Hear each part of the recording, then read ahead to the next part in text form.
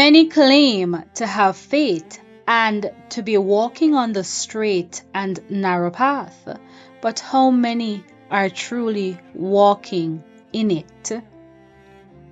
2 Peter 1 verse 10 tells us, "Wherefore the rather, brethren, give diligence to make your calling and election sure. For if ye do these things, ye shall never fail." The only safety for the Christian is to be unwearied in his efforts to live on the plan of addition. The apostle shows the advantages to be gained in thus doing. For those who add grace to grace, God will work on the plan of multiplication, so that the graces will be in and abound in the religious life, and he will not be barren nor unfruitful. Those abounding in the Christian graces will be zealous, lively, vigorous in all practical Christianity, and will practice righteousness. Just as the branch abiding in the vine will produce the same fruit that the vine bears.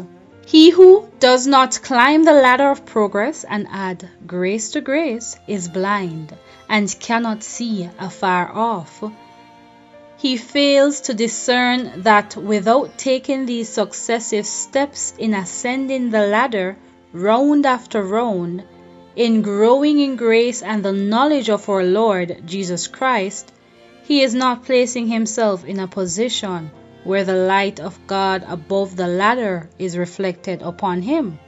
As he does not add grace to grace, he has forgotten the claims of God upon him, and that he was to receive the forgiveness of sins through obedience to the requirements of God. Wherefore the rather, brethren, give diligence to make your calling and election sure. We need not have a supposed hope, but an assurance. To make our calling and election sure is to follow the Bible plan, to closely examine ourselves, to make strict inquiry whether we are indeed converted, whether our minds are drawn out after God and heavenly things, our wills renewed, our whole souls changed. To make our calling and election sure requires far greater diligence than many are given to this important matter.